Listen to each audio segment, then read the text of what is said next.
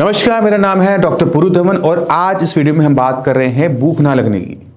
Kidney patient में एक आम दिक्कत भूख ना लगना। अब पेशेंट को भूख नहीं आ रहा, स्वाद नहीं आ रहा, पेशेंट खाना ही नहीं खा रहा, पेशेंट डे बाय डे कमजोर होता जा रहा है, वेट लॉस किया जा रहा है।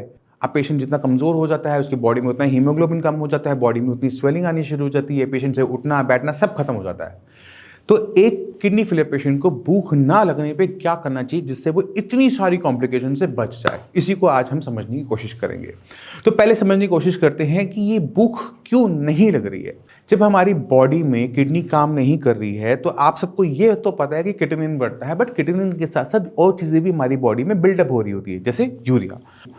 अब यूरिया जब हमारे ब्लड में ज्यादा है तो वो हमारे ब्रेन में भी जा रहा होता है, ब्रेन को वो अपने नॉर्मल फंक्शन नहीं करने दे रहा होता, या फिर उसके फंक्शन जो होते हैं वो कम हो जाते हैं। तो जब हमारे पेट में हमें महसूस होता है भूख, तो हमें कौन महसूस करवाता है? पेट नहीं, पेट सिग्नल देता है ब्रेन को कि आपको भूख लगी है, खाना मांगो। बट अगर ये सिग्नल ढंग से काम ना करे तो आपको भूख महसूस नहीं होती है। आप एक रोटी खाओगे, आपका पेट भर जाएगा, आपको उल्टी करने का मन करेगा, आप लॉस ऑफ एपेटाइट देखने को मिलेगा। अब आप खाना ही नहीं खा रहे, पूरे दिन में 2 रोटी 3 रोटी खा रहे हो और आप ये सोच रहे हो कि आपकी किडनी ठीक हो जाएगी, तो ये भी गलत है। क्यों? अब इसको भी समझो। आपने खाना खाया ही नहीं, खाना बहुत कम खाया, आपने जो खाना खाया वो आपकी बॉडी के लिए सफिशिएंट ही नहीं है, बॉडी वीक हो रही है। और जब बॉडी वीक हो रही है तो साथ साथ किडनी भी वीक हो रही है, क्योंकि खाना तो बॉडी ही किडनी को देती है। जब आपकी बॉडी के पास ही नहीं है तो किडनी के पास कैसे आएगा? अब आप चाहते हो कि किडनी काम ज़्यादा करे, कैसे कर लेगी? उसके पास तो एनर्जी ही नहीं है। भाई आपके घर में खिलौने विलौने होते हैं, देखिए सबने, उसमें सेल डलता है। अगर सेल कमज़ोर हो जाए, वीक हो जाए तो क्या होगा? चलेगा? नहीं चलेगा, चलेगा तो स्लो चलेगा। तो आपने अपनी बॉडी के अंदर एनर्जी डालनी है जिससे किडनी की फंक्शनिंग बढ़े। बट ध्यान के रखना है कि खाना वो खाना है जिससे क्रिएटिनिन ना बढ़े। बट ऐसा नहीं है, आपको समझना पड़ेगा अपनी बॉडी को और अपनी कंडीशन को। आपको सबसे पहला काम क्या करना है? अपनी बॉडी के यूरिया लेवल्स को डाउन करने की कोशिश करनी है। और आपने खाने पीने में वो ध्यान रखना है जिससे आपकी बॉडी में टॉक्सिक बिल्डअप ना हो, जिससे आपकी एपेटाइट खुलकर आए। तो हमें सबसे पहला काम ये करना पड़ता है कि मेडिसिन की हेल्प से ब्लड को क्लीन अप करना स्टार्ट करना पड़ता है। और जैसे ही आपका ब्लड थोड़ा सा भी 5-10% भी आपका क्लीन अप होना शुरू होगा तो क्या होगा? आपकी एकदम तेजी से भूख खुलनी शुरू होगी, पेट में मरोड़ उठने शुरू होंगे, खाना मांगना शुरू करोगे। और ये सबसे अच्छा साइन होता है और यहीं से पेशेंट की रिकवरी शुरू होती है। ये पहला सिम्टम है जो ये बताता है कि जो मेडिसिन मैं कर रहा हूँ, जो ट्रीटमेंट मैं कर रहा हूँ वो सही चल रहा है नहीं चल रहा। क्योंकि जैसे ही मैंने अपना खाना बढ़ाया, मेरी बॉडी में एनर्जी आई, मेरे के पास एनर्जी आई तो मेरी किडनी के पास एनर्जी आई, किडनी के पास एनर्जी आई तो किडनी ने काम अच्छा किया, किडनी ने काम अच्छा किया तो क्रिएटिनिन यूरिया को बाहर ज़्यादा निकाला और मेरी condition day by day better होती चली गई। आपको अपनी जो ये खोई हुई क्षमता है खाना खाने की, इसको वापस लाने के लिए थोड़ी सी मेडिसिन करनी पड़ती है और इसमें मैं किसी भी टाइप की मदद नहीं कर पाता। ठीक है, तो आप अपनी एपेटाइट को खोलो, किसी भी तरीके से खोलो। और अपने एपेटाइट जब आपकी खुल जाए, जब भूख खुल जाए, तो खाना क्या खा रहे हो ना, ये भी इंपॉर्टेंट है। क्योंकि अगर आपने घिया तोरी टिंडा ही खाना है तो इससे अच्छा है कि भूख ना खोलो। सच्ची बता रहा हूँ, क्योंकि अगर आप उसकी न्यूट्रिशन वैल्यू देखते हो तो वो बहुत कम है। ठीक है, उसमें सोल्यूबल फाइबर ज़्यादा है, इनसोल्यूबल फाइबर कम है।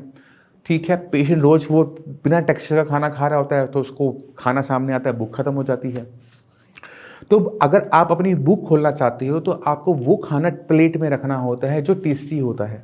जैसे आप घर पे खाना दो रोटी खाते होगे, बट जैसे ही आप रेस्टोरेंट में पहुंचते थे तो आप तो 4 रोटी खा लिया करते थे। क्यों? क्योंकि खाना टेस्टी ज़्यादा लग रहा था। बट घर के खाने के अंदर भी कुछ चीज़ें ऐसी होती हैं जैसे जो पसंद होती है। जैसे आप एक रोटी खाते हो, बट आपको एक मेथी की रोटी दूंगा तो आप थोड़ी सी ज़्यादा खा लोगे, राइट?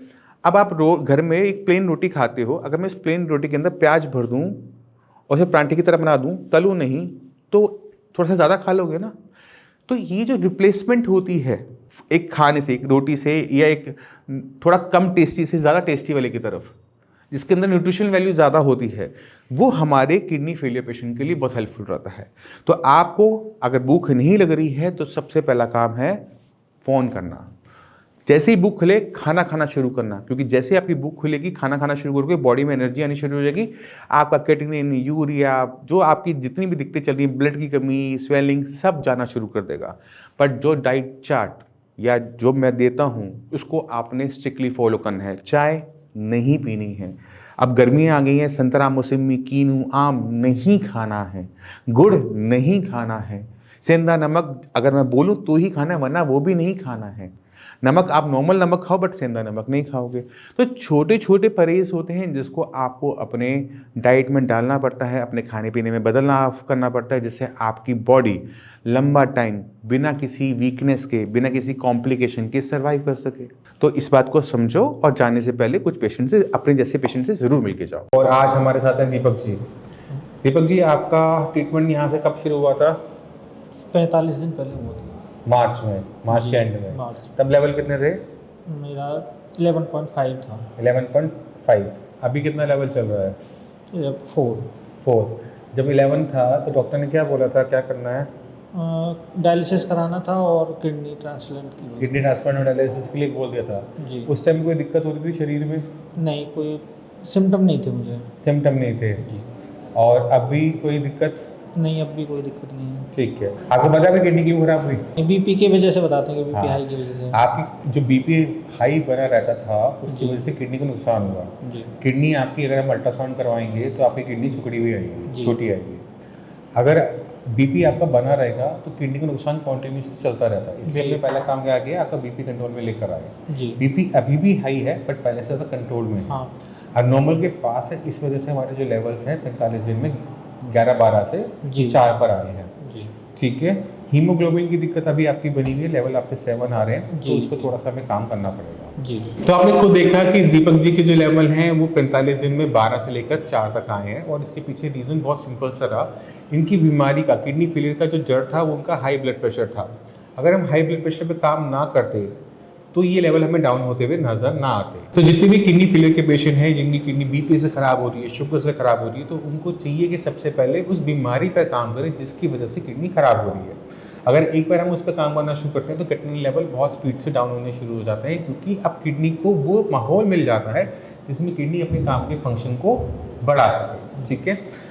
अब जो छोटी मोटी दिक्कतें होती हैं, जैसे खून का ना बनना, खून जैसे आपका 7 पॉइंट चल रहा है, वो एक दिक्कत होती है। वो इसलिए हो रही होती है क्योंकि आपकी बॉडी में एरिथ्रोपोइटिन नहीं बन पा रहा, बन रहा है, कम बन रहा है। अगर एरिथ्रोपोइटिन ब्लड में कम हो जाता है तो खून बनना कम हो जाता है। अगर खून बनना कम हो जाएगा तो खून की वजह से दिक्कतें पैदा होती हैं, जैसे थकावट है, सांस का फूलना है।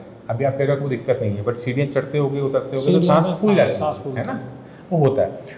अब ब्लड हमारा जितना होना चाहिए 10+ में रहना चाहिए। मैंने आपको एडवाइस कर दिया, उसको आप शुरू करेंगे और नेक्स्ट मंथ तक आपका जो एरिथ्रोपोइटिन ब्लड का जो दिक्कत है वो भी सॉल्व हो जाएगा। ठीक है। तो मैं उम्मीद करता हूँ इस वीडियो से आप सीख गए, देख भी लिया कि बीपी से किस तरह से किडनी खराब होती है, और अगर हमें ठीक करना है तो हमें कहाँ पर सबसे पहले काम करना चाहिए। फिर भी माइंड में कोई भी डाउट हो, कुछ भी पूछना चाहते हो, आप आ सकते हो, मिल सकते हो, डॉक्टर से भी बात कर सकते हो। इसी के साथ मैं चलने की आगे चाहूँगा। मिलते हैं अगली वीडियो में, तब तक के लिए नमस्कार।